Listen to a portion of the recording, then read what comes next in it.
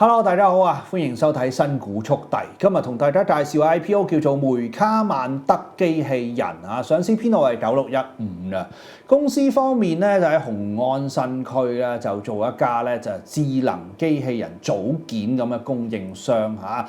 咁啊其實都係一個新科技啦，不過最近市場咧就冇乜特別再關注嚇機器人相關嚇，與樹上咗市啦嚇，亦都稍為溫度冷卻咗一啲。8月24號開始招股，8月27號早上9點30分截止認購啦。上市日係9月1號嘅，發行價格95蚊3，同至到咧101蚊7啊。